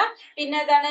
ജനന മരണങ്ങള്, വാർദ്ധക്യം, രോഗം എന്നീ പരിണാമങ്ങളിലുള്ള ദുഃഖാത്മകതയെ കുറിച്ച്, ജനന മരണങ്ങൾ, വാർദ്ധക്യം, രോഗം എന്നീ പരിണാമങ്ങളുടെ ദുഃഖാത്മകതയെ കുറിച്ചുള്ള ബോധം, അതായത് ജനന മരണങ്ങള്, വാർദ്ധക്യം, രോഗം എന്നിൽ നിന്നുളവാകുന്ന ക്ലേശങ്ങളെ കുറിച്ച് നമ്മൾ എപ്പോഴും ഓർക്കണം, നമ്മൾ ഓർമ്മിക്കുക. പിന്നെന്താണ്? വൈരാഗ്യം, മക്കൾ, വൈരാഗ്യം എന്ന് വെച്ചിട്ടുണ്ടെങ്കിൽ എന്താണ്? വിരക്തി. നമ്മളെ ഭൗതികതയോടുള്ള വിരക്തിയാണ് പറയുന്നത്. പക്ഷെ അതിന്റെ അർത്ഥം നമ്മളുടെ കുടുംബത്തുള്ളവരോട് നമുക്ക് ദേഷ്യം ഉണ്ടാക്കാന്നുള്ളതല്ല, സ്നേഹം ഇല്ലാതിരിക്കുക എന്നുള്ളതല്ല. ആധ്യാത്മിക പുരോഗതിക്ക് കൂടുതൽ ശ്രമിക്കുക, നമുക്ക് വിരക്തി ഉണ്ടാക്കി കൊണ്ടുവരാം. മക്കൾ, ഭാര്യ, ഗൃഹം മുതലായവയിൽ നിന്നുള്ള മുക്തി, സുഖദുഃഖങ്ങളിൽ അക്ഷോഭ്യത, പിന്നെ ഏതാ പറയണത്? സുഖദുഃഖങ്ങളിൽ അക്ഷോഭ്യത, എന്നിൽ സ്ഥിരവും നിഷ്കളങ്കവുമായ ഭക്തി, ഏകാന്തമായ സ്ഥലത്ത് ജീവിക്കാനുള്ള ആഗ്രഹം, ആൾക്കൂട്ടത്തിൽ നിന്ന് വേറിട്ട് നിൽക്കൽ, ആത്മസാക്ഷാത്കാരത്തിന്റെ പ്രാധാന്യം അറിയുക, തത്വചിന്തയിലൂടെ നിരപേക്ഷ തത്വത്തെ കുറിച്ച് അന്വേഷിക്കുക എന്നിവയെല്ലാം എന്താണ്? ജ്ഞാനമാണ്. ഇവയല്ലാതെ ഉള്ളവയെല്ലാം എന്താണ്? അജ്ഞാനമാണെന്ന് പ്രഖ്യാപിക്കുന്നു. അപ്പൊ അജ്ഞാനം ഏതാണ്, ജ്ഞാനം ഏതാണെന്നാണ് ഇതിലൂടെ ഭഗവാൻ നമുക്ക് പറഞ്ഞത്. അപ്പൊ ജ്ഞാനം എന്ന് പറഞ്ഞ ഇത്രയും കാര്യങ്ങൾ ഉണ്ടെങ്കിൽ അവരെ നമുക്ക് എന്ത് പറയും? ജ്ഞാനികളാണെന്ന് പറയാനായിട്ട് സാധിക്കും. ഇപ്പൊ നമ്മൾ പറഞ്ഞു ജന്മ മൃത്യു ജരാ വ്യാധി, ഇതാണ് നമ്മൾ ബാധിക്കുന്നത് എന്താണ്? ജനിച്ചു, അത് കഴിഞ്ഞിട്ട് നമുക്ക് മരണം സംഭവിക്കും, പിന്നെ അതിനുശേഷം ജരകൾ ബാധിക്കുന്നു, വ്യാധികൾ സംഭവിക്കുന്നു. നമ്മുടെ ശരീരത്തിന് ബാധിക്കുന്നതാണ് ഇതെല്ലാം അല്ലെ. ഈ 4 സ്റ്റേജിൽ കൂടെ നമ്മൾ കടന്നു പോകുന്നുണ്ടോ? ജന്മം മൃത്യു ജരാ വ്യാധിയിലൂടെ നമ്മൾ കടന്നു പോകുന്ന ശരീരത്തിനാണ് നമ്മളുടെ ഈ മാറ്റങ്ങളൊക്കെ സംഭവിക്കുന്നത്. പക്ഷെ അതെന്താണ്? നമുക്കത് മനസ്സിലാക്കണം, നമുക്കതൊരു ബോധം ഉണ്ടാവണം. നമ്മളുടെ ലക്ഷ്യം എന്താണ്? ഭഗവാനെ പ്രാപിക്കുക എന്നുള്ളതാണ്. കാരണം ഇങ്ങനത്തെ സമയത്ത് നമ്മൾ എന്ത് പാടില്ല? നമ്മൾ ഭയപ്പെടാതെ നമ്മൾ എന്തിൽ തന്നെ ഉറച്ചു നിൽക്കണം? നമ്മൾ ഭഗവാനിൽ ഉറച്ചു നിൽക്കാനായിട്ട് ശ്രമിക്കുക. അതാണ് നമ്മളെ ജ്ഞാനത്തിന്റെ ലക്ഷണമായിട്ട് പറയുന്നത്. നമുക്ക് പലതരത്തിലും നമ്മൾക്ക് മാറ്റങ്ങൾ സംഭവിക്കാം. നമ്മുടെ ശരീരത്തിന് പലവിധ മാറ്റങ്ങളിൽ കൂടെയാണ് നമ്മുടെ ശരീരം കടന്നു പോകുന്നത്. നല്ലൊരു രീതിയിൽ നമ്മളൊരു യൗവനത്തിൽ ഇരിക്കുന്ന സമയത്ത് നമ്മൾ എങ്ങനെയാണോ ഇരിക്കുന്നത് അതുപോലെ ആയിരിക്കില്ല നമ്മൾ വാർദ്ധക്യത്തിൽ ഇരിക്കുന്നത്. നമ്മളുടെ മുടിയൊക്കെ പോയി സ്കിന്നൊക്കെ ചുക്കി ചുളിഞ്ഞ് വേറെ രീതിയിലായിരിക്കും. പക്ഷെ നമുക്ക് എന്താണ്? നമുക്കത് മനസ്സിലാവാനുള്ള ഒരു ബോധം ഉണ്ടാവണം. നമ്മുടെ ശരീരത്തിനാണ് ഈ മാറ്റങ്ങളൊക്കെ സംഭവിച്ചു കൊണ്ടിരിക്കുന്നത്, നമ്മുടെ ആത്മാവിനല്ല. ആത്മാവിന്റെ ലക്ഷ്യം എന്താണ്? ഭഗവാനെ പ്രാപിക്കുക എന്നുള്ളതായിരിക്കണം എന്നുള്ളൊരു ബോധം നമുക്ക് ഉണ്ടായിരിക്കണം. ആധ്യാത്മിക ജീവിതത്തിന് ഒഴിച്ചുകൂടാനാവാത്ത ഒന്നാണ് ശൗചം. ശൗചം 2 വിധമുണ്ട്. ബാഹ്യമായിട്ടുള്ള ശൗചവും ആന്തരികമായിട്ടുള്ള ശൗചവും. ബാഹ്യ ശൗചം കുളികൊണ്ട് തന്നെ നിറവേറ്റാം. ആന്തരമായതിന് നിരന്തരം കൃഷ്ണസ്മരണയും ഹരേ കൃഷ്ണ കൃഷ്ണ കൃഷ്ണ ഹരേ ഹരേ, ഹരേ രാമ രാമ രാമ ഹരേ ഹരേ എന്ന മന്ത്രജപവുമാണ് ഉപാധികൾ. അപ്പൊ 2 തരത്തിൽ ശൗചം ചെയ്യാൻ സാധിക്കും. ഒന്ന് ബാഹ്യമായിട്ടുള്ളതും ഒന്ന് ആന്തരികമായിട്ടുള്ളതും ആഭ്യന്തരമായിട്ടുള്ളതും. ബാഹ്യമായിട്ടുള്ള ശൗചം വൃത്തി എങ്ങനെ നമുക്ക് ചെയ്യാം? കുളിച്ചുകൊണ്ട് നമുക്ക് നിറവേറ്റാനായിട്ട് സാധിക്കും. പക്ഷെ ആന്തരികമായിട്ടുള്ളതിനോ നിരന്തരം കൃഷ്ണന്റെ സ്മരണ നമുക്ക് ആവശ്യമാണ്. ഹരേ കൃഷ്ണ മഹാമന്ത്രം ജപിക്കുന്നതിലൂടെ നമുക്ക് എന്ത് ചെയ്യാൻ സാധിക്കും? ആന്തരികമായിട്ടുള്ള സ്മരണ ചെയ്യാനായിട്ട് സാധിക്കും. കാരണം നമ്മൾ ഭഗവാന്റെ നാമം ജപിക്കും തോറും നമ്മൾ എന്താവാണ്? നമ്മൾ പരിശുദ്ധരായിക്കൊണ്ടാണ് ഇരിക്കുകയാണ്. അതുകൊണ്ട് നമ്മൾ എന്താണ്? മന്ത്രജപമാണ് ഏറ്റവും നല്ല ഉപാധി പറയുന്നത്. ആന്തരികമായിട്ടുള്ള ശൗചത്തിന് ഏറ്റവും നല്ല ഉപാധി ഏതാണ്? മന്ത്രജപം. മനസ്സിൽ അടിഞ്ഞുകൂടിയ മുൻജന്മ കർമ്മങ്ങളുടെ പൊടിപടലങ്ങളെ ഇല്ലാതാക്കാൻ ഈ പ്രക്രിയ കൊണ്ട് സഹായിക്കും. അപ്പൊ നാമജപം കൊണ്ട് നമുക്ക് എന്ത് സാധിക്കാണ്? മനസ്സിൽ അടിഞ്ഞുകൂടിയ മുൻജന്മ കർമ്മങ്ങളുടെ പൊടിപടലങ്ങളെ ഈ പ്രക്രിയ കൊണ്ട് തുടച്ചു മാറ്റാനായിട്ട് സാധിക്കും. നാമജപത്തിലൂടെ മനസ്സിൽ അടിഞ്ഞുകൂടിയിട്ടുള്ള മുൻജന്മങ്ങളുടെ കർമ്മഫലങ്ങളെ പൊടിപടലങ്ങളെ ഈ പ്രക്രിയ കൊണ്ട് തുടച്ചു മാറ്റാൻ സാധിക്കും. നമ്മൾ നാമം ജപിക്കണം എന്തുകൊണ്ടാണ് പറയുന്നത്? നമ്മുടെ തലവര വരെ മാറ്റാനായിട്ട്, നമ്മളുടെ ജാതകം വരെ തിരുത്തി എഴുതാനായിട്ട് തിരുത്താനായിട്ട് സാധിക്കാണ്? നാമജപം കൊണ്ട് സാധിക്കണം. കാരണം മുൻജന്മ കർമ്മങ്ങളുടെ പൊടിപടലങ്ങളെ ഈ പ്രക്രിയ കൊണ്ട് തുടച്ചു മാറ്റാന്ന് പറയുന്നത്. നമ്മൾ പറഞ്ഞു മുൻജന്മത്തിന്റെ കർമ്മം അനുസരിച്ചാണ് നമ്മൾക്ക് ഈ ശരീരം ലഭിക്കുന്നത്. നമ്മൾ അപ്പൊ ഈ ജന്മത്തിൽ നാമം ജപിച്ചുകൊണ്ടിരുന്ന എന്ത് സംഭവിക്കാണ്? ആ മുൻജന്മത്തിൽ ചെയ്ത കർമ്മങ്ങളുടെ ഫലങ്ങള് നമ്മളെ കുറഞ്ഞുകൊണ്ടിരിക്കും. അപ്പൊ നമുക്ക് എന്താണ്? നമ്മളത് നമുക്ക് മാറ്റം വരുത്താനായിട്ട് അതുകൊണ്ട് സാധിക്കും. സർവേന്ദ്രിയ ഗുണാഭാസം സർവേന്ദ്രിയ വിവർജിതം അസക്തം സർവപൃച്ഛൈവ നിർഗുണം ഗുണഭോക്തിച്ച. സർവേന്ദ്രിയ ഗുണാഭ്യാസം സർവേന്ദ്രിയ വിവർജിതം അസക്തം സർവപൃച്ഛൈവ നിർഗുണം ഗുണഭോക്തിച്ച.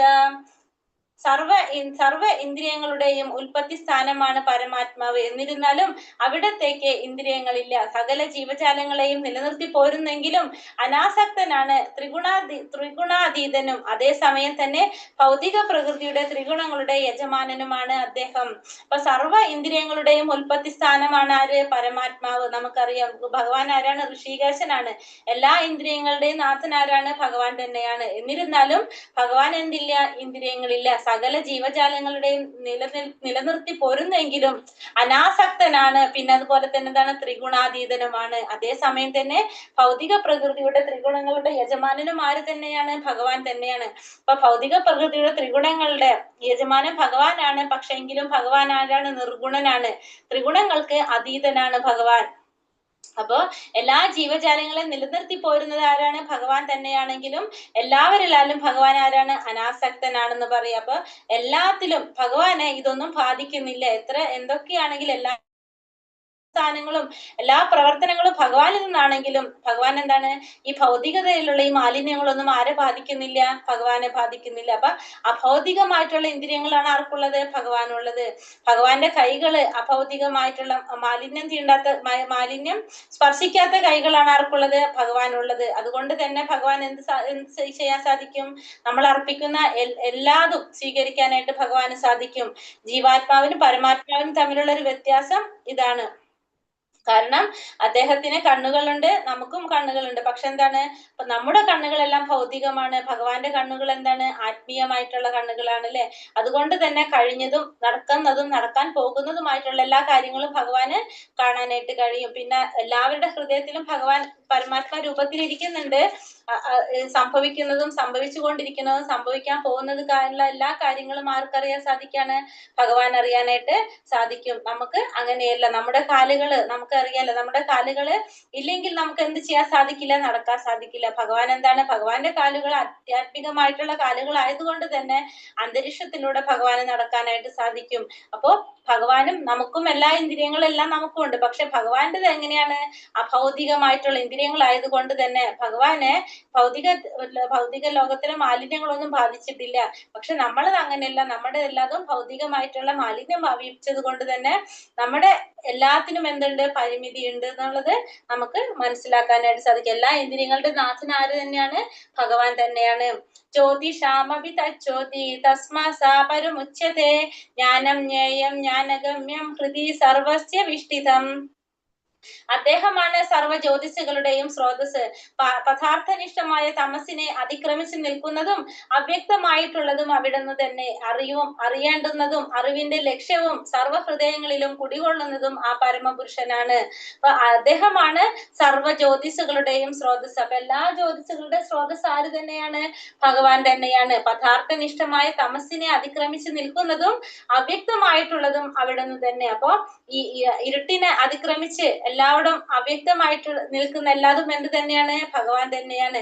അറിവും അറിയേണ്ടതും അറിവിന്റെ ലക്ഷ്യവും എല്ലാവരുടെ ഹൃദയത്തിൽ കുടികൊള്ളുന്നതും ആരെ കുറിച്ച് തന്നെയാണ്, ഭഗവാനെ കുറിച്ച്. അപ്പൊ എല്ലാവരുടെയും അൾട്ടിമേറ്റ് ലക്ഷ്യം ആരെ കുറിച്ച് മനസ്സിലാക്കുക എന്നുള്ളതാണ്, ഭഗവാനെ കുറിച്ച് മനസ്സിലാക്കുക എന്നുള്ളതാണ് എല്ലാവരുടെയും അൾട്ടിമേറ്റ് ലക്ഷ്യം. ആ ഭഗവാനെ കുറിച്ച് അറിയാന്നുള്ളതാണ് എല്ലാവരുടെയും ലക്ഷ്യം. പദാർത്ഥനിഷ്ഠമായ തമസിനെ അതിക്രമിച്ചു നിൽക്കുന്നതും അവ്യക്തമായിട്ടുള്ളതും എല്ലാം ആര് തന്നെയാണ്, ഭഗവാൻ തന്നെയാണ്. എല്ലാ ജ്യോതിഷുകളുടെയും സ്രോതസ്സാണ് ഭഗവാൻ. എല്ലാം ഇരുട്ടിനെ അതിക്രമിച്ച് നിൽക്കുന്നതും അവ്യക്തമായിട്ടുള്ളതും എല്ലാം ആര് തന്നെ, ഭഗവാൻ തന്നെയാണ്. അറിയേണ്ടതും നമ്മളുടെ അറിയേണ്ടതും ഭഗവാൻ തന്നെ. നമ്മുടെ ലക്ഷ്യം ആര് തന്നെയാണ്, ഭഗവാൻ തന്നെയാണ്. സർവ്വ ഹൃദയങ്ങളിൽ കുടികൊള്ളുന്ന അബദ്ധം ആര് തന്നെയാണ്, ആ പരമൊരു പുരുഷൻ തന്നെയാണ് എല്ലാവരുടെ ഹൃദയത്തിലും കുടികൊള്ളുന്നത്. പുരുഷ പ്രകൃതി സ്തോഹി ഭുങ്ക്തേ പ്രകൃതി ജാൻ ഗുണാൻ കാരണം ഗുണസംകസ്യ അസോദ്യാനി ജാൻമസു. പുരുഷ പ്രകൃതി സ്തോഹി ഭുങ്ക്തേ പ്രകൃതി ജാൻ ഗുണാൻ കാരണം ഗുണസംകോസ്യ സത് അസോദ്യാനി ജന്മസു. ഭൗതിക പ്രകൃതിയിൽ ജീവാത്മാവ് പ്രകൃതിയുടെ ത്രിഗുണങ്ങൾ അനുഭവിച്ചുകൊണ്ടുള്ള ജീവിത രീതി കൈക്കൊള്ളുന്നു. ഭൗതിക പ്രകൃതിയുമായുള്ള സമ്പർക്കത്താലാണ് അങ്ങനെ നല്ലതും ചീത്തയുമായ നാനാ യോനികളിൽ ജീവൻ പിറവിയെടുക്കുന്നു. അപ്പൊ ഭൗതിക പ്രകൃതിയിലെ ജീവാത്മാവ് പ്രകൃതിയുടെ ത്രിഗുണങ്ങൾ അനുഭവിച്ചുകൊണ്ടുള്ള ജീവിത രീതി കൈക്കൊള്ളുന്നു. ഭൗതിക പ്രകൃതിയുമായുള്ള സമ്പർക്കത്താലാണിത് സംഭവിക്കുന്നത്. അങ്ങനെ നല്ലതും ചീത്തയുമായിട്ടുള്ള നാനാ യോനികളിൽ ജീവൻ പിറവിയെടുക്കുന്നു. അപ്പൊ ഭൗതിക പ്രകൃതിയില് ജീവാത്മാവ് എന്താണ്, നമ്മളിതിനു മുന്നേ പറഞ്ഞിട്ടുണ്ട്, ജീവാത്മാവ് ഭൗതിക പ്രകൃതിയിലെ ത്രിഗുണങ്ങൾ അനുഭവിച്ചുകൊണ്ടുള്ള ഒരു ജീവിത രീതിയാണ് കൈക്കൊള്ളുന്നത്. ഇത് സംഭവിക്കുന്നത് എന്താണ്, ഭൗതിക പ്രകൃതി കൊണ്ടുള്ള സമ്പർക്കത്തെ കൊണ്ടാണ് അത് സംഭവിക്കുന്നത്. നമുക്കറിയാം, ഭൗതിക പ്രകൃതിയിലേക്ക് വരുന്നതിന് മുന്നേ വരെ ജീവാത്മാവ് എങ്ങനെയായിരിക്കും, ജീവാത്മാവ് പരിശുദ്ധാത്മാവായിരിക്കും. പക്ഷെ ഈ ഭൗതിക പ്രകൃതിയുടെ സമ്പർക്കത്തിൽ എത്തുമ്പോഴാണ് ജീവാത്മാവിൽ എന്ത് സംഭവിക്കുന്നത്, ത്രിഗുണങ്ങളുടെ ബന്ധനത്തിൽ പെട്ടുപോകുന്നത്. അങ്ങനെയാണ് നമ്മൾ ചെയ്യുന്ന ഓരോ പ്രവർത്തികളും ആ ത്രിഗുണങ്ങളുടെ അടിസ്ഥാനത്തിലായിരിക്കും പിന്നെ നമ്മൾ ചെയ്യുന്ന ഓരോ പ്രവർത്തികളും. ആ കർമ്മങ്ങളുടെ അടിസ്ഥാനത്തിലാണ് നമുക്ക് എന്ത് ചെയ്യണത്, അടുത്ത ജന്മത്തില് നമ്മളുടെ ശരീരം കിട്ടുന്നത്. അപ്പൊ നമ്മള് ഈ ഭൗതിക പ്രകൃതിയിലേക്ക് വരുമ്പോ ജീവാത്മാവ് എന്താണ്, ഭൗതിക പ്രകൃതിയില് ആ ത്രിഗുണങ്ങളാൽ ബന്ധനത്തിലാകെ പോവുകയാണ് ചെയ്യുന്നത്. അങ്ങനെ ആ ബന്ധനത്തിലാകപ്പെട്ട ജീവാത്മാവ് ഏത് ഗുണമാണോ കൂടുതൽ നിൽക്കുന്നത്, മുന്നിൽ നിൽക്കുന്നത്, ആ ഗുണത്തിനനുസരിച്ചായിരിക്കും പിന്നീട് കർമ്മങ്ങൾ ചെയ്യുന്നത്. ആ ചെയ്യുന്ന കർമ്മങ്ങൾ അനുസരിച്ച് അടുത്ത ജന്മത്തിലെ ഏത് ശരീരം സ്വീകരിക്കണം എന്നുള്ളത് തീരുമാനിക്കപ്പെടാണ് ചെയ്യുന്നത്. അങ്ങനെ നല്ലതും ചീത്തയുമായിട്ടുള്ള നാനാ യോനികളിൽ ജീവൻ പിറവിയെടുക്കേണ്ടതായിട്ട് വരാണ് ചെയ്യുന്നത്. നമുക്ക് അറിയാലോ, ശരീരത്തിന് മാറ്റങ്ങൾ സംഭവിക്കുന്നു, ആത്മാവിന് മാറ്റങ്ങൾ സംഭവിക്കുന്നില്ല. ശരീരം എന്താണ് പറഞ്ഞത്, ഒരു ഉടുപ്പ് മാറുന്നത് പോലെ ജീവാത്മാവ് എന്ത് ചെയ്യാണ്, ഒരു ശരീരത്തിൽ നിന്ന് മറ്റൊരു ശരീരത്തിലേക്ക് മാറുന്നു. പക്ഷെ അങ്ങനെ മാറുമ്പോൾ എന്ത് നോക്കുന്നുണ്ട്, ചെയ്യുന്ന കർമ്മത്തിന്റെ അടിസ്ഥാനത്തിലുള്ള ഒരു ശരീരമായിരിക്കും ആർക്ക് ലഭിക്കുന്നത്, ആ ജീവാത്മാവിന് ലഭിക്കുന്നത്. ഇപ്പൊ ഒരു പന്നി എന്ത് ചെയ്യാം, പന്നിയുടെ ശരീരത്തിൽ നിന്ന് ആ പന്നിക്ക് ചിലപ്പോൾ മനുഷ്യന്റെ ശരീരം ലഭിക്കാം. നേരെ മറിച്ച് ഒരു മനുഷ്യനായിരിക്കുന്ന വ്യക്തിക്ക് അദ്ദേഹം ചെയ്യുന്ന പ്രവർത്തികളുടെ ഏത് ഗുണമാണ് അദ്ദേഹത്തിൽ നിൽക്കുന്നത്, ആ ഗുണത്തിന്റെ അടിസ്ഥാനത്തിൽ ആ ചെയ്യുന്ന പ്രവർത്തികളുടെ അനുസരിച്ച് അയാളുടെ ശരീരം എന്തായിട്ട് മാറാം, ഒരു പന്നിയുടെ ശരീരം സ്വീകരിക്കേണ്ടതായിട്ട് വരാം. ഇതൊക്കെ എന്തിനെ ബാധിച്ചിരിക്കുകയാണ്, ത്രിഗുണങ്ങളുടെ അടിസ്ഥാനത്തിൽ നമ്മൾ ചെയ്യുന്ന പ്രവർത്തികളുടെ അടിസ്ഥാനത്തിലാണ് ഇതെല്ലാം സംഭവിക്കുന്നത്. ഭൗതിക തൃഷ്ണയുടെ പ്രേരണ മൂലം ജീവാത്മാവ് ചിലപ്പോൾ ദേവനായും ചിലപ്പോൾ മനുഷ്യനായും മറ്റു ചിലപ്പോൾ വന്യമൃഗവുമായേക്കാം. പക്ഷിയും പുഴുവായും ജലജന്തുവായും പുണ്യാത്മാവായും മൂട്ടയായി പോലും ചിലപ്പോൾ പിറന്നുവെന്ന് വരാം. അപ്പോ ഈ ഭൗതിക തൃഷ്ണയുടെ, ഭൗതികതയിലുള്ള ഒരു ആഗ്രഹം മൂലം, ആഗ്രഹത്തിന്റെ ആ ഒരു പ്രേരണ മൂലം കൊണ്ടാണ് ജീവാത്മാവ് ചിലപ്പോൾ ദേവനായിട്ട് വരുന്നതും ചിലപ്പോൾ മനുഷ്യനാകുന്നതും ചിലപ്പോ വന്യമൃഗവുമായിട്ട് ആര് വരും, എന്താണ് ജീവാത്മാവിന് മാറേണ്ടതായിട്ട് വരും. ചിലപ്പോ പക്ഷിയാവാം, ചിലപ്പോ പുഴുവാവാം, ജലജന്തുവാവാം, പുണ്യാത്മാവാം, മുട്ടയായിട്ട് പോലും ആർക്ക് ജന്മം എടുക്കേണ്ടതായിട്ട് വരാം, ജീവാത്മാവിന് ജന്മം എടുക്കേണ്ടതായിട്ട് വരാം. കാരണം നമ്മൾ ചെയ്യുന്ന പ്രവർത്തികളുടെ അടിസ്ഥാനത്തിലാണ് നമുക്ക് അടുത്തൊരു ജന്മം നമുക്ക് കിട്ടേണ്ടി വരുന്നത്. അത് ഏത് ജന്മത്തിലാകും, ഒരു മനുഷ്യൻ ദേവനായിട്ട് ജനിക്കാം, ചിലപ്പോ അത് ദേവൻ മനുഷ്യനായിട്ട് മാറാം. ഇതൊക്കെ എങ്ങനെയാ വരുന്നത്, ചെയ്യുന്ന പ്രവർത്തികളുടെ അടിസ്ഥാനത്തിൽ, നമ്മൾ ചെയ്യുന്ന കർമ്മത്തിന്റെ അടിസ്ഥാനത്തിലാണ് അടുത്തൊരു ശരീരം നമുക്ക് ലഭിക്കുന്നത്. ഇങ്ങനെ തുടർന്നു കൊണ്ടേയിരിക്കുന്നു. ഏത് രൂപമെടുത്താലും തന്റെ പരിതസ്ഥിതികളുടെ ആധിപത്യം തനിക്ക് തന്നെയാണെന്ന് ജീവൻ കരുതുന്നു. എന്നാൽ അത് ഭൗതിക പ്രകൃതിക്ക് അധീനനാണെന്നത് സത്യം. ഏത് ശരീരം എടുത്താലും തന്റെ വിചാരം എന്താണ്, തന്റെ പരിതസ്ഥിതികളുടെ ആധിപത്യം തനിക്ക് തന്നെയാണെന്നാണ് ജീവാത്മാവ് കരുതുന്നത്. എന്നാൽ ഇതെല്ലാം എങ്ങനെയാണ്, ഭൗതിക പ്രകൃതിക്ക് അധീനനാണ് എന്നതാണ് സത്യം. അപ്പൊ ജീവാത്മാവിനല്ല, ഈ ഭൗതിക പ്രകൃതിക്കാണ് എല്ലാതും അധീനനായിട്ടുള്ളത് നമുക്കതിൽ നിന്ന് മനസ്സിലാക്കാം. പക്ഷെ ജീവാത്മാവ് എന്താ വിചാരിക്കുന്നത്, എല്ലാത്തിന്റെയും ആധിപത്യം എനിക്ക് തന്നെയാണെന്ന് ജീവാത്മാവ് ചിന്തിക്കുന്നു. ഏവം വേത്തി പുരുഷം പ്രകൃതി ചാഗുണൈ സഹ സർവഥാ വർത്തമാനോപി നസാ ഭൂയോപി ജായതേ. ഏവം വേത്തി പുരുഷം പ്രകൃതിം ചാഗുണൈ സഹ സർവഥാ വർത്തമാനോപി നസാ ഭൂയോപി ജായതേ. ഇവിടെ എന്താ പറയുന്നത്, ഭൗതിക പ്രകൃതിയെയും ജീവസത്തയെയും പ്രകൃതിയിലെ ത്രിഗുണങ്ങളുടെയും അന്യോന്യ ബന്ധത്തെയും വിശദമായി അറിഞ്ഞവർക്ക് നിശ്ചയമായും മോക്ഷം ലഭിക്കും. ഇപ്പോഴത്തെ അവസ്ഥ എന്തായാലും ലോകത്തിൽ അവർ വീണ്ടും ജനിക്കില്ല. പിന്നെ ഭൗതിക പ്രകൃതിയെ കുറിച്ചും ജീവാത്മാവിനെ കുറിച്ചും ഭൗതിക പ്രകൃതിയിലെ ത്രിഗുണങ്ങളെ കുറിച്ചും അന്യോന്യ ബന്ധത്തെ കുറിച്ചും വിശദമായിട്ട് അറിഞ്ഞവർക്ക് നിശ്ചയമായും മോക്ഷം ലഭിക്കൂ. അപ്പൊ ഇപ്പോൾ അവർ എങ്ങനത്തെ അവസ്ഥയിലായാലും ശരി, അവർക്ക് എന്താണ്, വീണ്ടും ജനിക്കേണ്ടതായിട്ട് വരുന്നില്ല. അപ്പൊ ഭൗതിക പ്രകൃതിയെ കുറിച്ചും ജീവാത്മാവിനെ കുറിച്ചും നല്ലൊരു ധാരണയുള്ളവർക്ക്, ഇതിനെ കുറിച്ചൊക്കെ നല്ല രീതിയിൽ മനസ്സിലായവർക്ക്, വിശദമായിട്ട് അറിഞ്ഞവർക്ക് നിശ്ചയമായിട്ട് എന്ത് ലഭിക്കും, മോക്ഷം ലഭിക്കും. പിന്നെ ഈ അവസ്ഥയില് ഇപ്പോഴത്തെ അവസ്ഥ എങ്ങനെ ആയിക്കോട്ടെ, അങ്ങനെയുള്ളവർക്ക് എന്താണ്, ലോകത്തില് വീണ്ടും ജനിക്കേണ്ടതായിട്ട് വരുന്നില്ല എന്നാണ് മനസ്സിലാക്കുന്നത്. നമുക്കിവിടെ ഭൗതിക പ്രകൃതിയും ജീവാത്മാക്കളെയും അതുപോലെ തന്നെ പ്രകൃതിയുടെ ത്രിഗുണങ്ങളും ഇത് തമ്മിലുള്ള ബന്ധം, ഇതിനെ കുറിച്ച് വിശദമായിട്ട് മനസ്സിലാക്കുക. അങ്ങനെയുള്ളവർക്ക് എന്ത് ലഭിക്കുന്നുണ്ടാവും, മോക്ഷം ലഭിക്കുന്ന മനസ്സിലാക്കാണ്. പ്രകൃതൈവ ച കർമാണി ക്രിയമാണാനി സർവശഃ യാ പശ്യതി തദാത്മാനമകർത്താരം സ പശ്യതി. പ്രകൃതൈവ ച കർമാണി ക്രിയമാണാനി സർവശഃ യാ പശ്യതി തദാത്മാനമകർത്താരം സ പശ്യതി. ഭൗതിക പ്രകൃതി സൃഷ്ടമായ ശരീരമാണ് എല്ലാ പ്രവർത്തനങ്ങളും ചെയ്യുന്നതെന്നും ആത്മാവ് ഒന്നും ചെയ്യുന്നില്ലെന്നും അറിയുന്നവൻ എത്ര യഥാർത്ഥത്തിൽ ദർശിക്കുന്നവൻ. അതാണ് ഭൗതിക പ്രകൃതി സൃഷ്ടിച്ച ശരീരം മാത്രമാണ് എന്ത് ചെയ്യുന്നത്, എല്ലാ പ്രവർത്തനങ്ങളും അഥവാ ആത്മാവൊന്നും ചെയ്യുന്നില്ലെന്ന് അറിയുന്നവൻ എത്ര യഥാർത്ഥത്തിൽ ദർശിക്കുന്നവൻ. അപ്പൊ യഥാർത്ഥത്തില് സത്യം മനസ്സിലാക്കിയവർക്ക് എന്തറിയാം? ഭൗതിക പ്രകൃതിയുടെ സൃഷ്ടി കൊണ്ടുള്ള ആ ശരീരം മാത്രമാണ് പ്രവർത്തനങ്ങളെല്ലാം ചെയ്യുന്നത്. ആത്മാവ് സത്യത്തിൽ യാതൊന്നും പ്രവർത്തിക്കുന്നില്ലെന്ന് ആർക്ക് മനസ്സിലാവും? യഥാർത്ഥത്തിൽ ദർശിച്ചവർക്ക് മനസ്സിലാവാൻ സാധിക്കും. കാരണം ആത്മാവ് യാതൊരു ജോലികളും ചെയ്യുന്നില്ല. ആരാണ് ഇതൊക്കെ ചെയ്യുന്നത്? ശരീരമാണ് ഇതൊക്കെ ചെയ്യുന്നത് എന്നുള്ളത് യഥാർത്ഥത്തില് സത്യം മനസ്സിലാക്കിയവർക്ക് എന്ത് ചെയ്യാൻ സാധിക്കും? ആത്മാവിനെ കുറിച്ചും പരമാത്മാവിനെ കുറിച്ചും ശരീരത്തെ കുറിച്ചൊക്കെ മനസ്സിലാക്കിയവർക്ക് അത് അറിയാനായിട്ട് സാധിക്കും. യഥാ പ്രകാശയത്യേക കൃത്സ്നം ലോകമിമം രവിഃ ക്ഷേത്രം ക്ഷേത്രീ തഥാ കൃത്സ്നം പ്രകാശയതി ഭാരത. യഥാ പ്രകാശയത്യേക കൃത്സ്നം ലോകമിമം രവിഃ ക്ഷേത്രം ക്ഷേത്രീ തഥാ കൃത്സ്നം പ്രകാശയതി ഭാരത. ഭാരതപുത്ര, സൂര്യൻ വിശ്വത്തിലെങ്ങും വെളിച്ചം വരുത്തുന്നത് പോലെ ജീവാത്മാവ് ശരീരത്തിൽ ഇരുന്നു കൊണ്ട് അതിനെ അവബോധത്താൽ പ്രകാശമാനമാക്കുന്നു. അപ്പൊ എന്താ പറയാ, സൂര്യൻ വിശ്വത്തിലെങ്ങും വെളിച്ചം പരത്തുന്നത് പോലെ, സൂര്യൻ ഈ ഭൗതിക പ്രപഞ്ചത്തിൽ എല്ലാവരും പ്രകാശം പരത്തുന്നത് പോലെ ജീവാത്മാവ് ശരീരത്തിൽ ഇരുന്നു കൊണ്ട് തന്നെ അതിനെ അവബോധത്താൽ പ്രകാശമാനമാക്കുന്നു. അപ്പൊ ജീവാത്മാവ് എന്ത് ചെയ്യാണ്? ഈ ശരീരത്തിൽ ഇരുന്നു കൊണ്ട് തന്നെ അതിനെ അവബോധത്താൽ പ്രകാശമാനമാക്കുന്നു എന്നാണ് പറഞ്ഞത്. അപ്പൊ സൂര്യൻ എങ്ങനെയാണോ ഈ വിശ്വത്തിന് മുഴുവനും വെളിച്ചം കൊടുക്കുന്നത് അല്ലെ? നമുക്കറിയാം, ഭഗവത്ഗീത സൂര്യദേവനോടാണ് ഉപമിച്ചിട്ടുണ്ടായിരുന്നത്. കാരണം സൂര്യൻ നമ്മുടെ ജീവിതത്തില് നമ്മള് ഫുള്ള് പ്രകാശം പരത്താനായിട്ട് എന്തിന് സാധിക്കാണ്? ഭഗവത്ഗീത കൊണ്ട് സാധിക്കാണ്. അതേപോലെ തന്നെ സൂര്യൻ എന്ത് ചെയ്യാണ്? വിശ്വത്തിലെങ്ങും സൂര്യൻ എന്ത് ചെയ്യാണ്? പ്രകാശം കൊടുക്കുകയാണ് ചെയ്യുന്നത്. അങ്ങനെ ജീവാത്മാവ് ശരീരബോധത്തിൽ ഇരുന്നു കൊണ്ട് അതിനെ അവബോധത്താൽ പ്രകാശമാനമാക്കുന്നു. അപ്പം ഓരോ ശരീരത്തിലും ജീവാത്മാവ് ഉണ്ടാകും. ആ ശരീരത്തിൽ ജീവാത്മാവ് ഉണ്ടെങ്കിലാണ് നമ്മൾ എന്ത് പറയാ, അതിന് അവബോധം ഉണ്ട്, അതിനൊരു ചൈതന്യം ഉണ്ടെന്ന് നമുക്ക് മനസ്സിലാക്കാനായിട്ട് സാധിക്കുന്നത്. ആ ശരീരത്തിൽ നിന്ന് ജീവാത്മാവ് പോയി കഴിഞ്ഞാൽ എന്താ സംഭവിക്കുക? നമുക്ക് മരണം സംഭവിക്കുകയാണ് ചെയ്യേണ്ടത് അല്ലെ?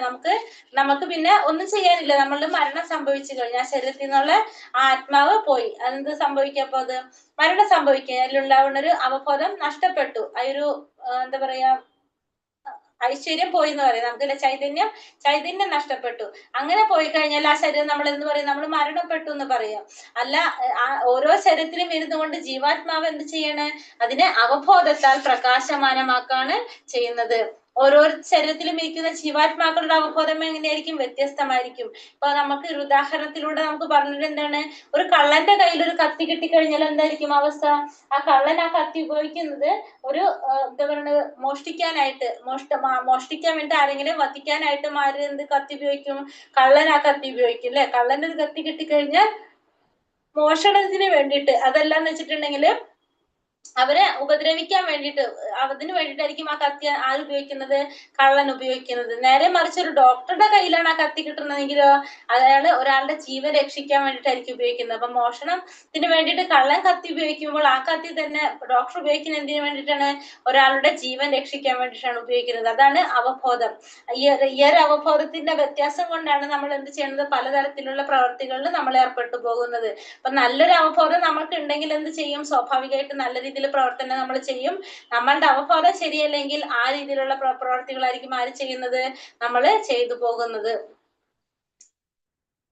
ക്ഷേത്രജ്ഞയോരേവ അന്തരം ജ്ഞാന ചക്ഷുഷ ഭൂത പ്രകൃതി മോക്ഷം ച യേ വിദുര്യാന്തി തേ പരം. ക്ഷേത്രജ്ഞയോരേവ അന്തരം ജ്ഞാന ചക്ഷുഷ ഭൂത പ്രകൃതി മോക്ഷം ച യേ വിദുര്യാന്തി തേ പരം. ശരീരത്തിനും, അതായത് ക്ഷേത്രം, അതിനെ അറിയുന്നവനും ക്ഷേത്രജ്ഞൻ തമ്മിലുള്ള വ്യത്യാസം എങ്ങനെയെന്ന് ജ്ഞാനദൃഷ്ടി കൊണ്ട് കാണാനും ഭൗതിക പ്രകൃതിയുടെ ബന്ധനത്തിൽ നിന്ന് മുക്തി നേടാൻ ഉതകുന്ന പ്രക്രിയ എന്തെന്നറിയാനും കഴിവുള്ളവർ പരമപദം പ്രാപിക്കും. അപ്പൊ ക്ഷേത്രത്തെ കുറിച്ച് അറിയുന്നതിനും ക്ഷേത്രജ്ഞനെ കുറിച്ച് അറിയുന്നതിനും ഇവ അറിയുന്നവനും തമ്മിലുള്ള വ്യത്യാസം എങ്ങനെയെന്ന് ജ്ഞാനദൃഷ്ടി കൊണ്ട് കാണാനും ഭൗതിക പ്രകൃതിയുടെ ബന്ധത്തിൽ നിന്ന് മുക്തി നേടാൻ ഉതകുന്ന പ്രക്രിയ എന്തെന്നറിയാനും കഴിവുള്ളവരെന്താണ്? പരമപദത്തിലെത്തും എന്നാണ് പറയുക. അപ്പൊ ശരീരവും അതിന്റെ ഉടമയായ ജീവാത്മാവും പരമാത്മാവും തമ്മിലുള്ള വ്യത്യാസം എന്തെന്നാണ് ഇവിടെ പറഞ്ഞത്? ശരീരവും അതിന്റെ ഉടമയായിട്ടുള്ള ജീവാത്മാവും പരമാത്മാവും. കാരണം ജീവാത്മാവിനും പരമാത്മാവിനും എന്തുണ്ട്?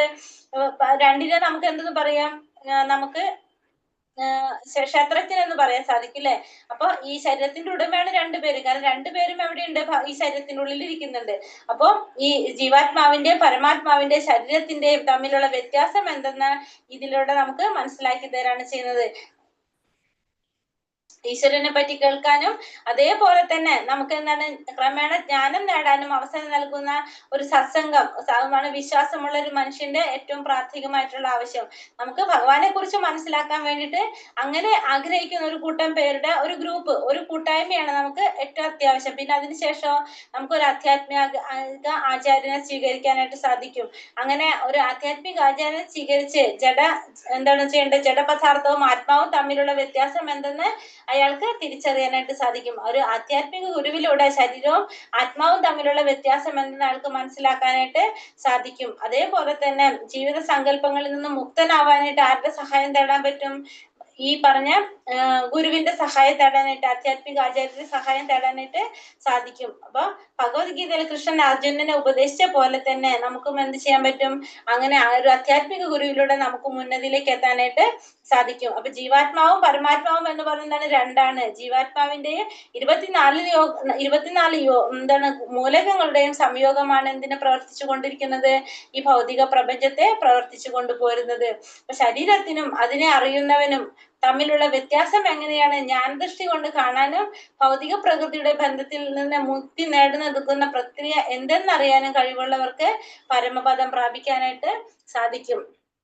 അപ്പൊ ഇത് തമ്മിലുള്ള വ്യത്യാസം മനസ്സിലാക്കുക. പിന്നെ ഭൗതിക പ്രകൃതിയുടെ ബന്ധത്തിൽ നിന്ന് മുക്തി നേടാനുള്ള പ്രക്രിയ എന്തെന്ന് മനസ്സിലാക്കി കഴിഞ്ഞാൽ അവർക്ക് എന്ത് ചെയ്യാൻ സാധിക്കും?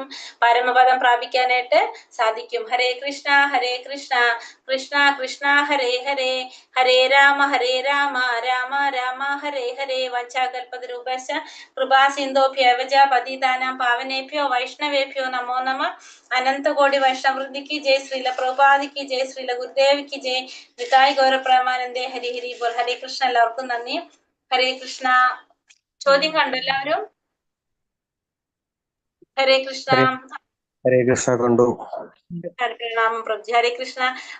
അർജുനൻ ഭഗവാനോട് എന്തൊക്കെ അറിയാനാണ് ആഗ്രഹം പ്രകടിപ്പിച്ചിട്ടുണ്ടായിരുന്നത്? എന്തൊക്കെ ചോദിച്ചത് അർജുനൻ? ക്ഷേത്രം എന്താണ് ചോദിച്ചു? ക്ഷേത്രജ്ഞൻ, ജ്ഞാനം, ജ്ഞാനത്തിന് വിഷയീഭവിക്കുന്ന തുടങ്ങിയവയെ കുറിച്ചറിയാൻ ചോദിച്ചു അല്ലെ. പ്രകൃതിയെ കുറിച്ചും ചോദിച്ചു, ഇത് കാര്യങ്ങളൊക്കെ അറിയിച്ചു. ഇനി ഭഗവാൻ അതിന് എന്താണ് ഉത്തരം നൽകുന്നത്? ക്ഷേത്രം ആരാണ്? ക്ഷേത്രം എന്താണ്? ശരീരത്തെ ക്ഷേത്രം എന്നറിയപ്പെടുന്നു. സർവ്വ ശരീരങ്ങളിലും കുടികൊള്ളുന്ന ജ്ഞാനം ക്ഷേത്രജ്ഞനാണ്. ശരീരമാകുന്ന ക്ഷേത്രങ്ങൾ ക്ഷേത്രജ്ഞനെയും കുറിച്ചുള്ള അറിവാണ് ജ്ഞാനം. സർവ്വ ശരീരങ്ങളിലും കുടികൊള്ളുന്നത് ഭഗവാനാണ്.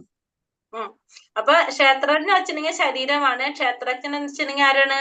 ജീവാത്മാവും പരമാത്മാവും ക്ഷേത്രജ്ഞനാണ് അല്ലെ. അതായത് ശരീരത്തെ കുറിച്ച് അറിയുന്നവൻ. പിന്നെ ജ്ഞാനം എന്ന് പറഞ്ഞാൽ എന്താണ്? ശരീരത്തെ കുറിച്ചും ജീവാത്മാവിനെ കുറിച്ചും പരമാത്മാവിനെ കുറിച്ചും അറിഞ്ഞു കഴിഞ്ഞാൽ നമുക്ക് അതിനെന്ത് പറയാം? ജ്ഞാനം എന്ന് പറയും. ജ്ഞാനത്തിനെ കുറിച്ച് വിഷയീഭവിക്കുന്നത് എന്തിനെ കുറിച്ചാണ് നമുക്ക് അറിയേണ്ടത്? അതാണ് എന്ത്? ന്യായം അല്ലെ. പ്രകൃതി എന്ന് വെച്ചാൽ എന്താണ്? കർമ്മക്ഷേത്രമായിട്ടുള്ള ലോകത്തെയാണ് നമ്മൾ എന്ത് പറയുന്നത്? ഇത് ഈ എന്തിനെ കുറിച്ചാണ് അറിയേണ്ടത്? അത് നമുക്ക് മനസ്സിലാക്കി കഴിഞ്ഞാൽ നമുക്ക് എന്ത് ചെയ്യാൻ സാധിക്കും? നമുക്ക് ഈ ഭൗതിക ലോകത്തിൽ വരാതെ ഭഗവാന്റെ യഥാർത്ഥ നമ്മൾ ആരാണെന്ന് നമുക്ക് മനസ്സിലാക്കാനായിട്ട് സാധിക്കും. ഈ ജ്ഞാനത്തിന്റെ ഉദ്ദേശം എന്താണ്? നമുക്ക് ആത്മാവിന് എന്താ സംഭവിച്ചിരിക്കുന്നത്? ജീവാത്മാവിന് ഈ ഭൗതിക ലോകത്തിൽ വന്നപ്പോ ഈ ത്രിഗുണങ്ങളിൽ ബന്ധിക്കപ്പെട്ടുകൊണ്ട് എന്ത് സംഭവിച്ചു? അതിന്റെ മൂലസ്വരൂപത്തെ കുറിച്ച് അതിന് മറന്നുപോയി. അപ്പോ ഈ ജ്ഞാനം നേടുന്നതിൽ കൂടെ അതിനെന്ത് മനസ്സിലാകാണ്? താൻ ആരാണെന്നും തന്റെ ആവശ്യം എന്താണ്, ഉദ്ദേശം എന്തെന്നുള്ളത് മനസ്സിലാക്കിക്കൊണ്ട് വീണ്ടും ഭഗവാന്റെ നാമം ജപിച്ചുകൊണ്ട് പരിശുദ്ധരായിട്ട് ഭഗവാനെ സേവിച്ച് എന്ത് ചെയ്യാൻ സാധിക്കും? ഭഗവാന്റെ ലോകത്തേക്ക് ഭഗവാന്റെ എന്താണ് പരമപദത്തിൽ പ്രാപിക്കാനായിട്ട് സാധിക്കും. അപ്പൊ ജ്ഞാനത്തിലൂടെ മാത്രമാണ് ആർക്ക് മനസ്സിലാകുന്നത്? ജീവാത്മാവിന് മനസ്സിലാക്കുന്നത്. പരമാത്മാവ് താൻ ആരാണെന്നും പരമാത്മാവ് ആരാണെന്നും താൻ എന്താണ് ചെയ്യേണ്ടതെന്നും എങ്ങനെയാണ് ചെയ്യേണ്ടതെന്നും ഈ ജ്ഞാനം നേടുന്നതിലൂടെ ആർക്കറിയാൻ സാധിക്കാണ്? ജീവാത്മാവിന് അറിയാൻ സാധിക്കാണ്. സർവ്വ ശരീരങ്ങളിൽ കുടികൊള്ളുന്ന ഭഗവാൻ ആര് തന്നെയാണ്? ക്ഷേത്രജ്ഞൻ. ആരാണ്? ഭഗവാനും ക്ഷേത്രജ്ഞൻ തന്നെയാണ്. കർമ്മക്ഷേത്രം എന്നറിയപ്പെടുന്ന ശരീരത്തിലെ 24 ഘടകങ്ങൾ ഏതൊക്കെയാണ്? ശ്രവണം, മഹാഭൂതങ്ങൾ ആ മിഥ്യാഹങ്കാരം, പഞ്ചഭൂതങ്ങൾ, അഹങ്കാരം, ബുദ്ധി, അവ്യക്ത മൂലപ്രകൃതി അഥവാ മായ, 5 ജ്ഞാനേന്ദ്രിയങ്ങൾ, 5 കർമ്മേന്ദ്രിയങ്ങൾ, 5 ഇന്ദ്രിയ വിഷയങ്ങൾ, ഇച്ഛ, ദ്വേഷം, സുഖം, ദുഃഖം, ശരീരം, ചേതന, ധൈര്യം എന്നിവയെല്ലാം ഉൾപ്പെട്ടതാണ് ക്ഷേത്രമെന്ന് അതിന്റെ രുചിഭേദങ്ങൾ സംക്ഷേപിച്ച് വർണ്ണിക്കപ്പെട്ടിരിക്കുന്നു. അതെ, അപ്പൊ മനസ്സിലായല്ലോ. ഒന്ന് പഞ്ചഭൂതങ്ങൾ പറഞ്ഞു, 5 ഇന്ദ്രിയങ്ങള്, 5 ഇന്ദ്രിയ വിഷയങ്ങള്, പിന്നെ കർമ്മേന്ദ്രിയങ്ങൾ പറഞ്ഞു, അത് പിന്നെ ഏതാണ് വരുന്നത്, പിന്നെ മനസ്സ്, മിഥ്യാഹങ്കാരം, പിന്നെ പ്രകൃതിയുടെ മിഥ്യാഹങ്കാരം, ഗുണങ്ങൾ ബുദ്ധി, അവ്യക്തം, ഇതൊക്കെ കൂട്ടിയാണ് 24 മൂലകങ്ങള്. ഇതാണ് ശരീരത്തിന്റെ 24 മൂലകങ്ങൾ പറഞ്ഞു അല്ലെ. മനസ്സിൽ അടിഞ്ഞുകൂടിയ മുൻ ജന്മങ്ങളുടെ പൊടിപടങ്ങളെ എങ്ങനെ നമുക്ക് തുടച്ചു മാറ്റാൻ സാധിക്കും? വിനയം, നാമജപം കൊണ്ട്, യഥാർത്ഥ ആത്മീയ ഗുരുവിനെ ഹരേ കൃഷ്ണ മന്ത്രവും ശുചിത്വം, കൊണ്ട് മനസ്സിലടിഞ്ഞു കൂടിയ ജന്മകർമ്മങ്ങളും പൊടിപടലങ്ങൾ തുടച്ചു നീക്കാം. ശക്തികളും മാറ്റും. മന്ത്രജപം കൊണ്ട് നമുക്ക് പൊടിപടലങ്ങളൊക്കെ മാറ്റാനായിട്ട് സാധിക്കും. അപ്പൊ ഇതിനെ മാറ്റാനായിട്ട് ഒരേ ഒരു വഴി നമുക്ക് എന്ത് മാത്രമേ ഉള്ളൂ? നാമജപം മാത്രമേ ഉള്ളൂ. നാമജപമാണ് ഏറ്റവും പ്രധാനം എന്നുള്ളതാണ് നമുക്ക് അതിൽ നിന്ന് മനസ്സിലാകുന്നത് അല്ലെ. എന്തൊരു കാര്യത്തിന് ഏറ്റവും പ്രധാനം എന്താണ്? അപ്പൊ നാമം ജപിക്കുക എന്നുള്ളത്